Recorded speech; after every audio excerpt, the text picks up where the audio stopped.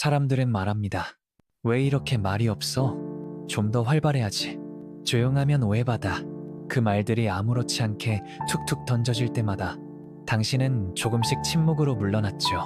조용한 건 나쁜 게 아닌데 그저 말보다 마음이 더 복잡해서 눈빛으로 먼저 느끼고 생각이 정리돼야 말로 꺼낼 수 있을 뿐인데 그런데도 세상은 외향적인 사람에게만 박수를 보냅니다.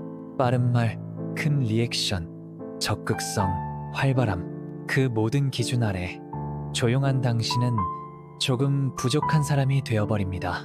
그런데 말이에요. 조용한 사람들은 사실 그들만의 방식으로 훨씬 깊은 방식으로 행복을 느낍니다. 우리는 외향성 중심의 문화 속에서 자랍니다. 학교는 발표 잘하는 아이를 칭찬하고 직장은 회의에서 말을 많이 하는 사람을 리더로 여깁니다. 그래서 조용한 사람은 늘 설명해야 했습니다. 저 원래 말이 없는 편이에요. 혼자 있는 걸 좋아해서요. 저는 조용히 생각할 시간이 필요해요. 이해받기 위해선 늘 자신을 부연 설명해야 했죠. 심리학자 칼 로저스는 말했습니다. 진정한 행복은 자기 수용에서 온다. 그 누구도 나를 정의하지 못하도록 나는 나로서 살아야 한다고요. 하지만 조용한 사람은 처음부터 그 자기 수용을 방해받으며 자라났습니다. 말 좀 해라. 왜 그렇게 멍하니 있니? 밝게 좀 굴어봐라는 말들에 익숙해지며 조용함은 결핍처럼 느껴졌습니다.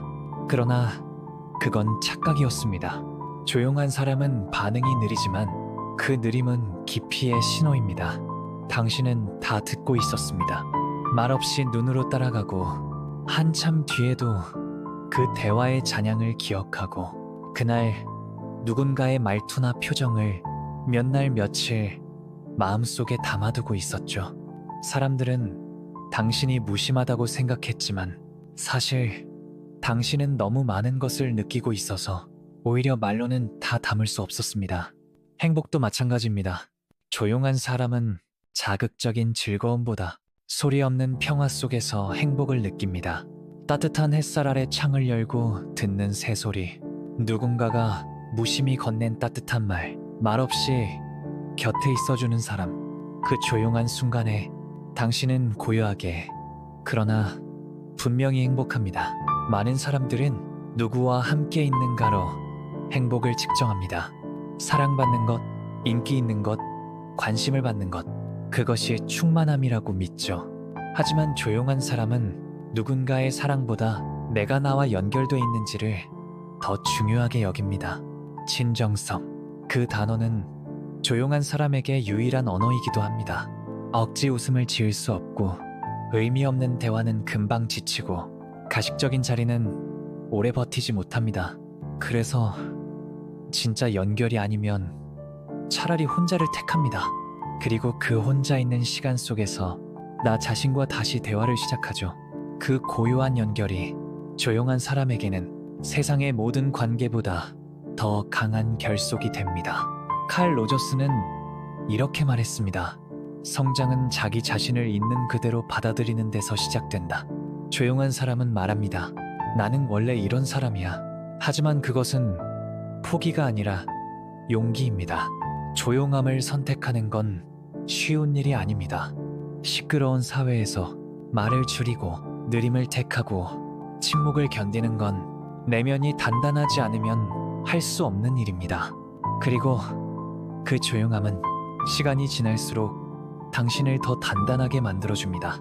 더 예민하게 듣고, 더 깊이 느끼고, 더 진실하게 사랑하게 만듭니다.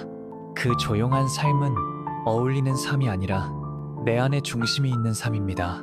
어쩌면 당신은 누군가에게 이해받고 싶어서 조용한 자신을 바꾸려 했을지도 모릅니다. 조금 더 밝아 보이려 애썼고, 어색한 미소로 모임에 섞여보려 했고, 괜찮은 사람처럼 보이려 말도 못했습니다.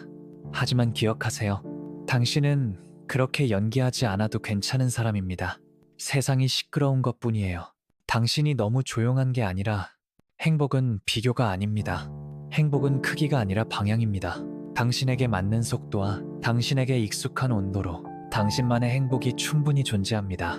조용한 사람들의 행복은 다릅니다.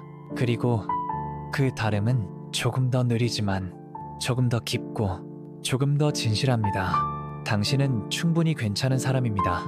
세상의 소음 속에서도 조용히 자신을 지키는 당신의 용기가 지금 이 순간도 당신을 아름답게 만들고 있어요.